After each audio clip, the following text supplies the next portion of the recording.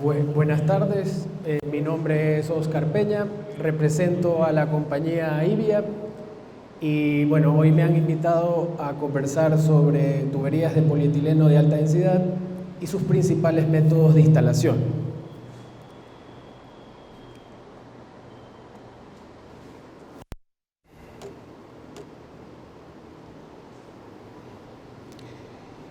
Bueno, quiero empezar diciendo que este material es noble, es dúctil, resiste a golpes, impactos, aplastamientos, a los rayos UV, pero su principal característica es su capacidad de fusión.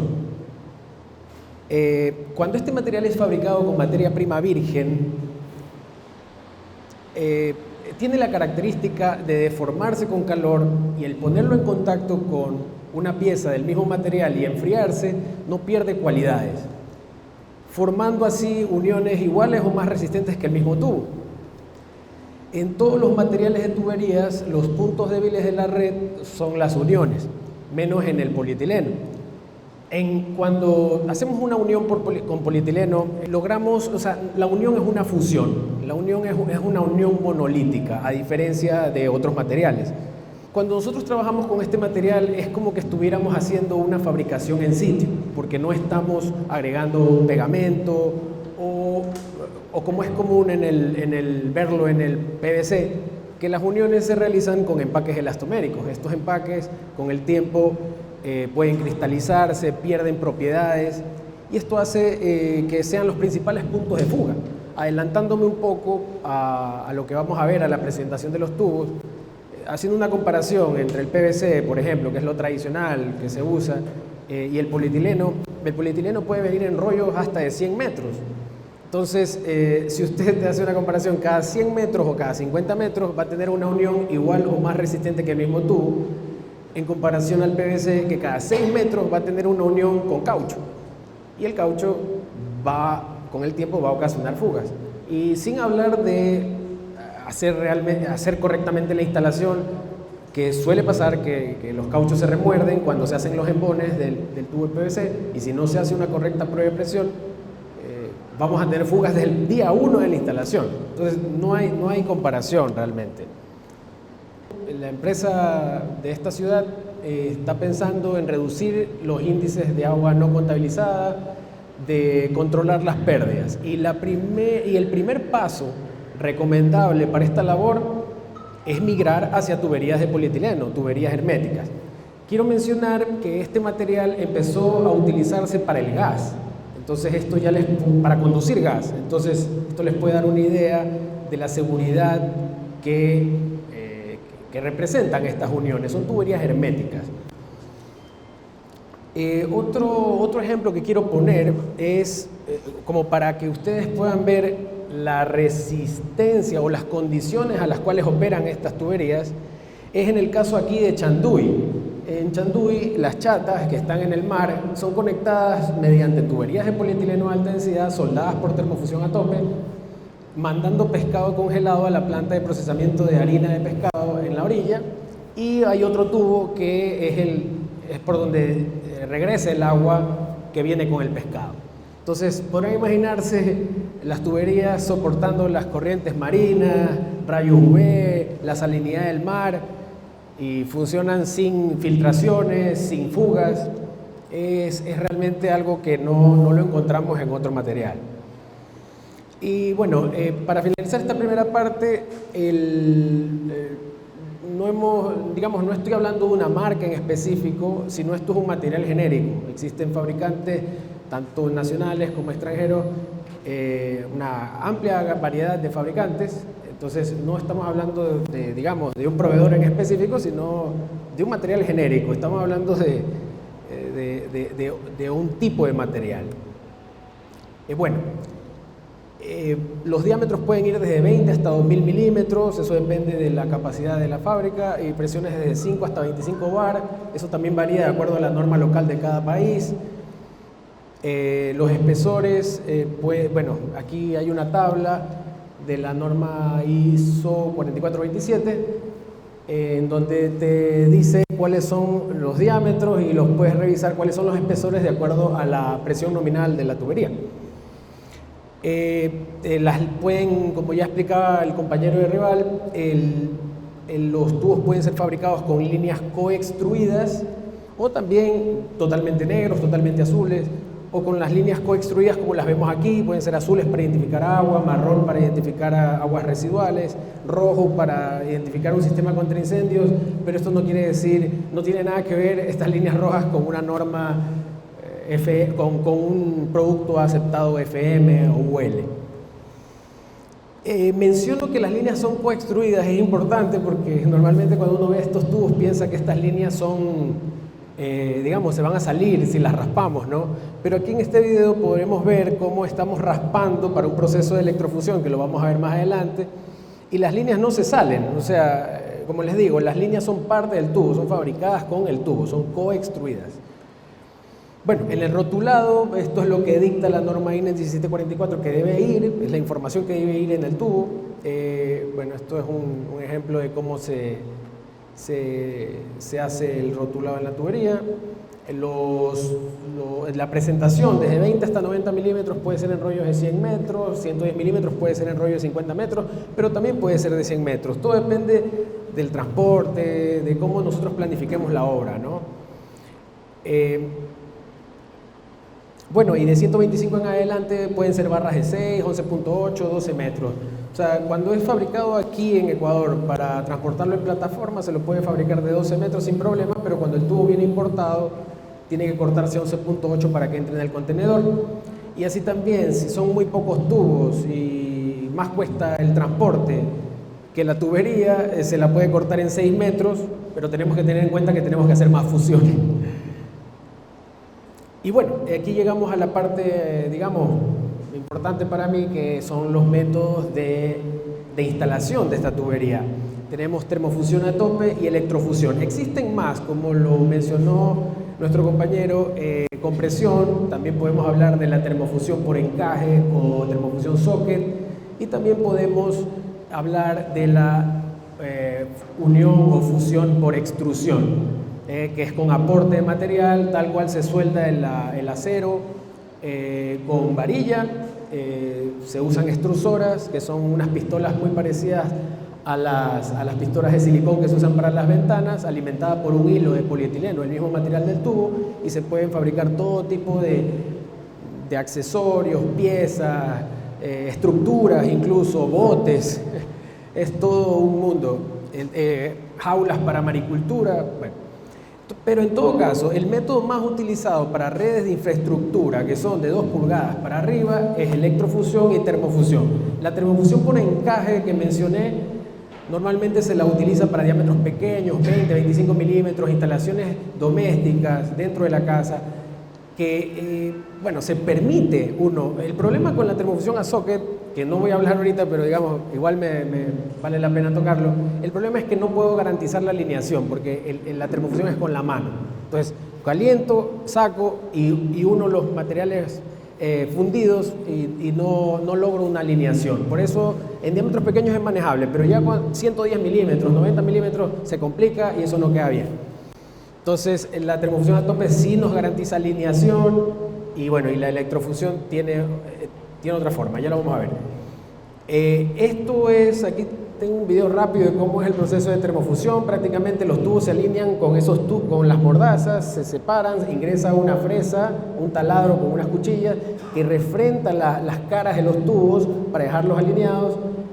Ponemos una plancha calefactora, de acuerdo al diámetro espesor de pared del tubo, se determinan los tiempos que tiene que calentarse el tubo y luego se ejerce presión sobre los extremos derretidos y se forma el labio de soldadura.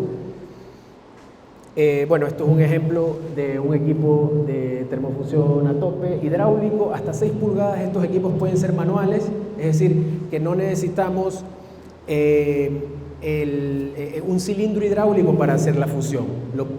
La norma lo indica, se lo puede hacer con la fuerza del operador.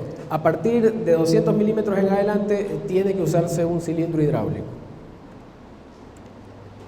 Y bueno, luego entramos a los accesorios para tuberías de polietileno inyectados. Normalmente son accesorios desde 20 hasta 315 milímetros como máximo. Más allá de eso, es un tema de costos, ¿no? O sea, fabricar moldes para hacer accesorios de 400, 500 milímetros se pone muy costoso, no es eficiente. Entonces, ya para diámetros mayores, los codos, las T's, se fabrican de tubería, así como nos explicaba nuestro compañero, se cortan en segmentos los tubos y se forman codos de diferentes grados, T's, tal como se lo hace en el acero realmente. Se pueden formar a cualquier pieza. Algo importante aquí que hay que mencionar es que cuando uno hace termofusión a tope, los dos extremos tienen que ser del mismo espesor. Ese es un error muy común. Por ejemplo, el accesorio es PN16, el stock de un accesorio de portabrida, por ejemplo, para instalar una brida en el tubo de polietileno, y el tubo es PN10. Son espesores distintos, pero el calentamiento es igual, es decir, tú lo vas a calentar al mismo tiempo, entonces un tubo se va a derretir más que el otro y esa fusión va a ser defectuosa. Nos ha pasado clientes que han hecho eso y siempre hay problemas en esa fusión. Es importante ese tema, a diferencia de lo que vamos a ver en la electrofusión. Bueno, estos son los codos ensamblados de tubería. Y bueno, y aquí venimos con la electrofusión. Así es como luce una instalación por electrofusión. A la izquierda vemos un manguito, una unión recta. Acá vemos una T. La diferencia entre termofusión y electrofusión es que la termofusión es a tope y necesitas que los extremos a unir sean exactamente los mismos. En cambio, en una unión por electrofusión, así sea la unión recta de tubo con tubo, necesitas un manguito o una unión eléctrica. Digamos, lo que tiene esta unión en la parte interna es una resistencia eléctrica, como lo vemos ahí. Esas resistencias se energizan con el equipo de electrofusión cuando lo conectamos al accesorio. Estos accesorios tienen unos códigos de barras, lo leemos con un escáner y el equipo ya sabe qué accesorio ha leído, cuánto tiempo lo va a calentar, cuánto tiempo y qué corriente y voltaje le va a dar a ese accesorio.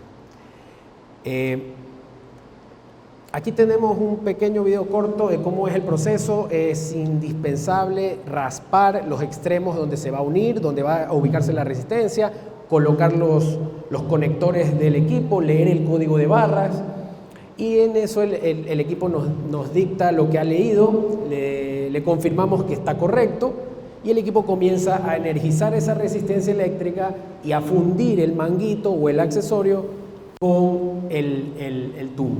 Entonces, aquí no importa que los dos extremos sean distintos, o sea, que un tubo sea más grueso que el otro o el accesorio sea más grueso que el tubo, no importa, porque la unión es por fuera, va por la pared externa del tubo. Y bueno, y los accesorios de igual forma, así igual, hay codos de 90, de 45, todo lo que hay en termofusión hay en electrofusión. Simplemente cambia la forma. La T es algo especial, solo es electrofusión por los dos extremos principales, pero siempre la salida es espiga y ahí tenemos que agregar un manguito, como lo veíamos acá en la foto. En la foto de acá, esta es la T, la salida es espiga y tenemos que ubicar un manguito. Si tuviéramos la salida del mismo espesor de la tubería, podríamos hacer una soldadura a tope en esa parte. Pero a eso me voy, con eso voy a terminar mi presentación, que no es uno o el otro método, son realmente una combinación de métodos. En una obra se combina todo buscando optimizar el proceso. Y bueno, y lo otro son los accesorios de interconexión. Es la pregunta muy frecuente de esto: ¿cómo hago para conectar este material a las tuberías que ya existen? Entonces, para diámetros pequeños, 20, 25 milímetros, 32, existen estos accesorios que vemos acá, que de un lado son polietileno y del otro lado rosca, y de esa rosca uno se puede agarrar con el material que quiera. Pero a mí lo que más me gusta, bueno, para diámetros más grandes, realmente son 2 pulgadas para arriba, es bridar la instalación. Ponemos un portabrida, una contrabrida, como lo vemos acá, y de esa brida nos agarramos con cualquier otro material para que esté ahí. Recién estuvimos haciendo un trabajo en Machala instalando agua potable en el casco central, estábamos instalando tubería RC y bueno, y teníamos que hacer, luego que hicimos toda la red del casco central, teníamos que hacer las conexiones a la tubería existente. En estos casos eran tuberías de asbesto cemento, de PVC. Entonces, luego de esta brida poníamos un adaptador de brida de fundición y nos adaptábamos a la red existente. Esto es un caso práctico, como les decía, eso pasó justo, nos pidieron esta charla y esto pasó, es un trabajo que nos pidieron la semana pasada y tenían el problema de que ya tienen instalada la tubería por donde mandan el pescado, pero el pescado congelado a la planta de procesamiento, pero al regreso el escurridero, es decir, el agua que escurre de este pescado que viene se regresa al mar, pero la dejaron aquí, o sea, la dejaron en la orilla del mar. Y esto ocasionó que vengan el Ministerio de Ambiente y le diga, oiga, usted tiene que meter la tubería 400 metros al mar y ahí deshagar. Entonces, él tenía una tubería de 250 milímetros, pero su tubo es de 450. Entonces dice, yo no voy a comprar tubería de 450 para meterla al mar. Quiero usar la tubería que tengo. Entonces nos pidió que hagamos una reducción de 450 hasta 250, pero que dejemos un punto de desmontaje, porque no íbamos a poder meter la tubería, y la tubería en el mar, por más que esté con muertos de cemento, no está fija, y hacer una soldadura ahí al reductor iba a ser complicado. Entonces me dijo, me dejas el reductor con una brida y luego el tubo de 250 con una brida y yo me encargo con el buzo de unirlo con pernos y empaques. Entonces hay una primera parte cuando este tubo es PN8, no es un espesor común. Entonces, el accesorio, el reductor, por ejemplo, ese tubo ahí está, 450 milímetros, el espesor es de 22, eso más o menos en la tabla nos dice que es un tubo para PN8, 8 bar. Aquí quería yo eso no lo puedo retroceder, pero no existe una reducción directa de 450 milímetros a 250, entonces, hay un reductor de 450 a 400, otro reductor de 400 a 355, otro reductor de 355 a 250. Entonces, la unión de estos reductores también hay que considerar esto de que tienen que ser del mismo espesor si lo queremos soldar a tope. Y si no son del mismo espesor, nos toca usar manguito.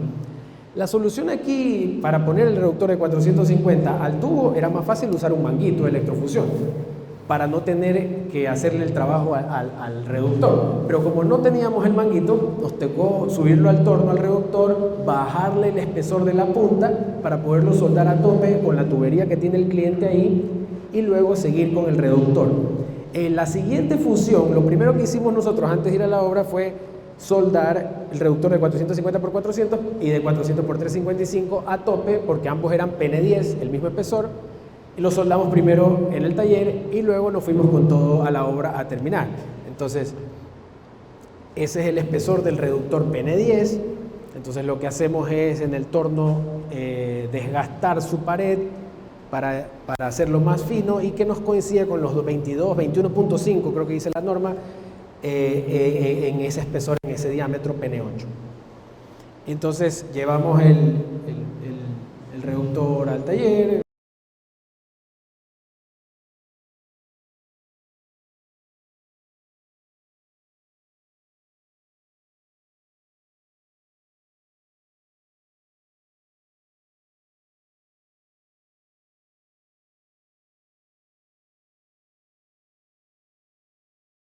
Ahí está, podemos ver que los dos espesores son iguales.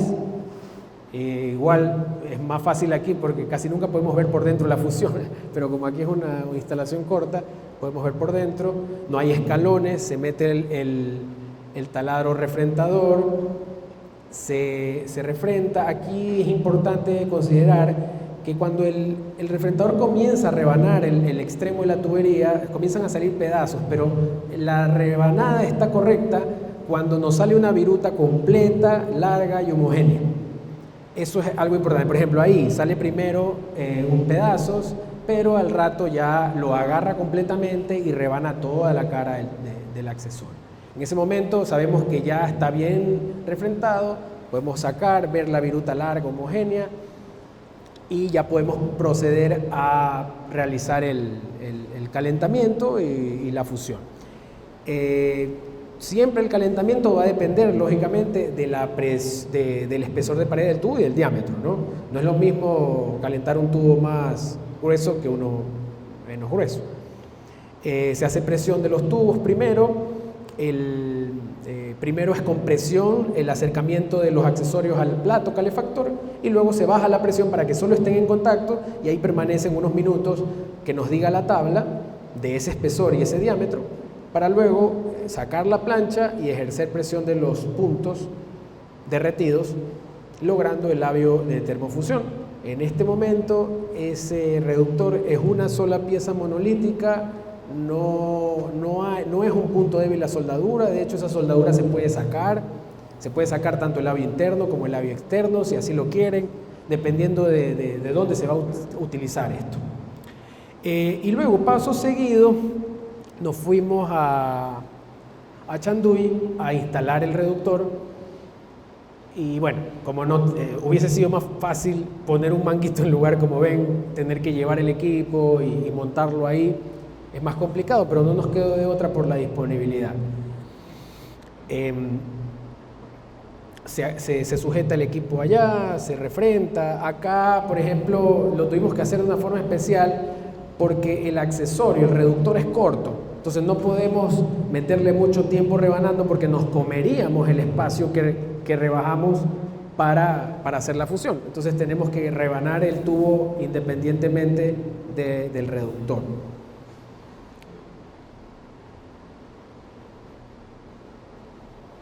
Igual acá tenemos que chequear que la viruta sea homogénea, parece una geomembrana de hecho. Y bueno, ya después rebanamos también, refrentamos el reductor armado, verificamos alineación, es muy importante. Los dos extremos son iguales.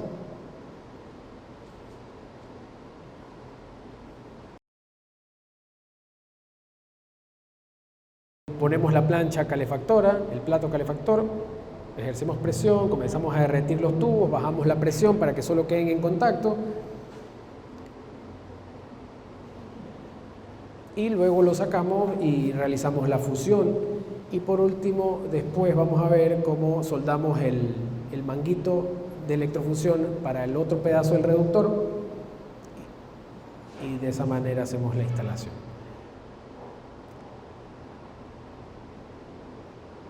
Ahí está la soldadura, listo.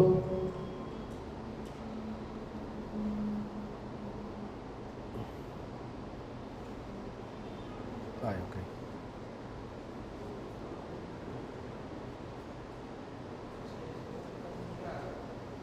Luego raspamos el otro extremo del reductor para poder hacer la unión por electrofusión. Raspamos ambos extremos.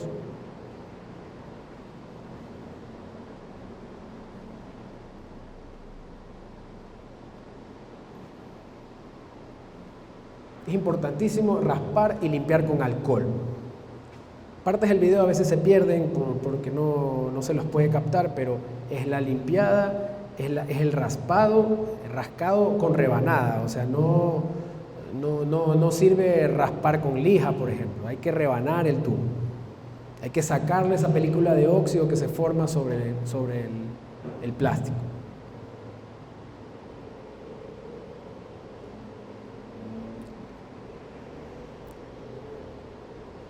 Y listo. Paso seguido ponemos el manguito en el extremo que primero rascamos, luego ponemos el reductor, soldamos ese reductor y lo último, ya así queda instalado. Por ahí falta fundirlo, es decir, conectarlo al equipo de electrofusión.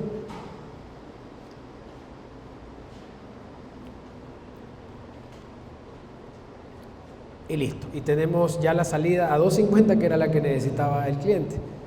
Y bueno, ahí lo que el cliente quiere es, paso seguido, quiere una brida ahí y luego bridar la tubería que ellos tienen allá. Esos son los testigos que saltan cuando la fusión ya está lista.